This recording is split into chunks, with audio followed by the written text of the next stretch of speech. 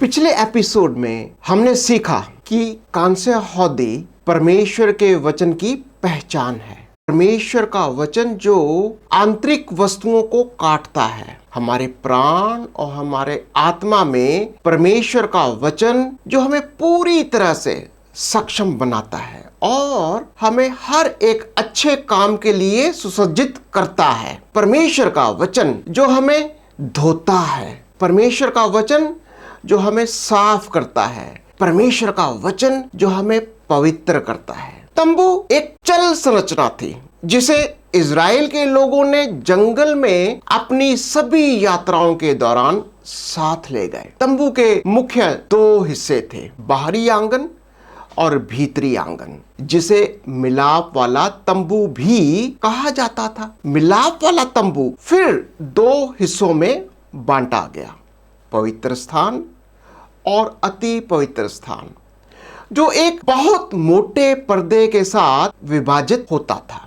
मुख्य तीन चीजें पवित्र स्थान में थीं। आज हम देखेंगे पहली चीज, रोटी की मेज, जिसे कई नामों से भी जाना जाता है। उसका दर्शन या उसकी रोटी या उसकी उपस्थिति। क्या आज हम इसका कुछ मिलता जुलता देखते हैं? रोटी की मेज बबूल की लकड़ी से बनाई गई थी, उसे चोखे सोने से मढ़ा गया था। ये मेज बबूल के डंडों से उठाते थे। परमेश्वर की उपस्थिति में हर समय इस मेज की रोटी को तोड़ा जाता था। आइए इसे पढ़ते हैं, लेवी व्यवस्था अध्याय 24 से आयत 5 के बाद। तू मैदा लेकर 12 रोटियां पकवाना, प्रत्येक रोटी में एपा का 2/10वां अंश मैदा हो। तब उसकी 2 पंक्तियां करके एक एक पंक्ति में 6 रोटियां स्वच्छ मेज पर यहोवा के सामने धरना और एक एक पंक्ति पर शुद्ध लोबान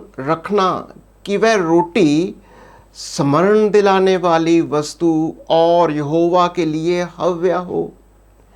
प्रति विश्राम दिन को वह उसे नित्य यहोवा के सम्मुख क्रम से रखा करे।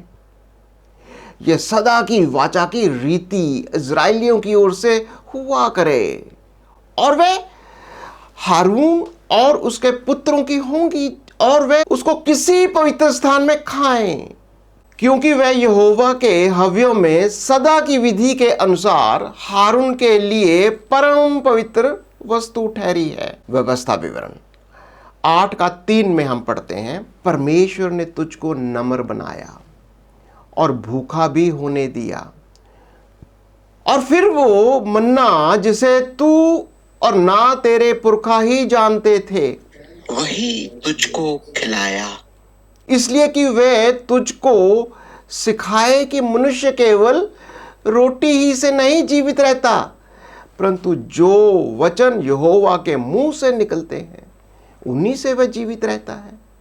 सुसमाचार में यीशु इन वचनों को कहता है अपनी परीक्षा के दौरान, जब शैतान ने जंगल में उसे आजमाया। उसने कहा, मनुष्य केवल रोटी से ही नहीं जीता, परंतु हर एक वचन से जो परमेश्वर के मुंह से निकलता है। और इससे हम सीखते हैं कि रोटी परमेश्वर के वचन को दर्शाती है। आइए अब यूहन्ना 6 को पढ़ते हैं और देखें कि यीशु रोटी के बारे में क्या कहता है। हम आयत 30 से पढ़ेंगे। लोगों ने यीशु से पूछा, फिर तू कौन सा चिन्ह दिखाता है कि हम उसे देखकर विश्वास करें?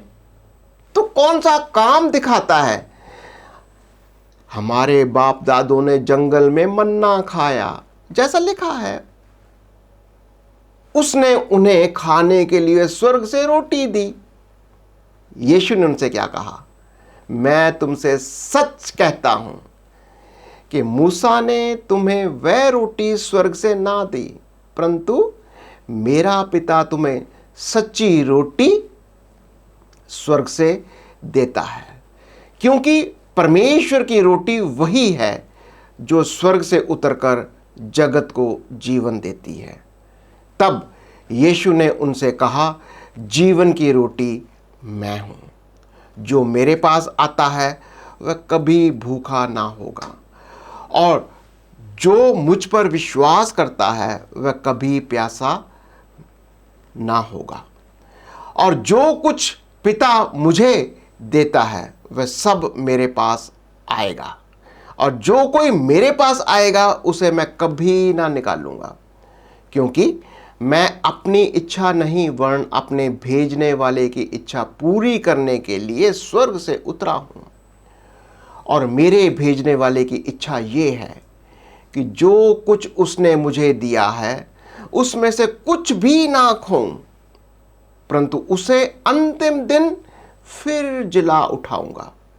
क्योंकि मेरे पिता की इच्छा ये है, जो कोई पुत्र को देखे उस पर विश्वास करे वह अनंत जीवन पाए, और मैं उसे अंतिम दिन फिर जिला उठाऊंगा। जीवन की रोटी मैं हूं।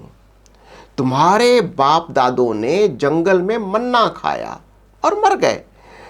ये वह रोटी है जो स्वर्ग से उतरती है, ताकि मनुष्य उसमें से खाए और ना मरे। जीवन की रोटी जो स्वर्ग से उतरी मैं हूं।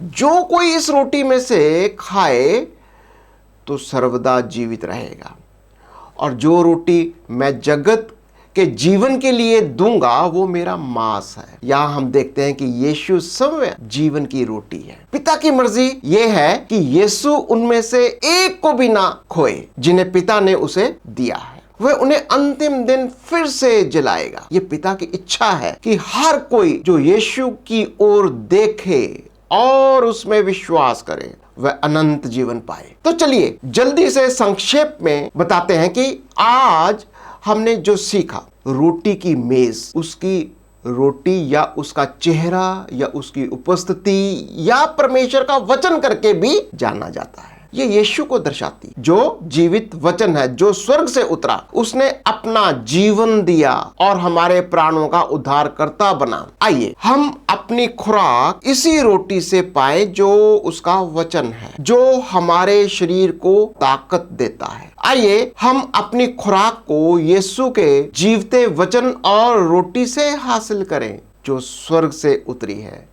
प्रभु आपको बहुत आशीष दे।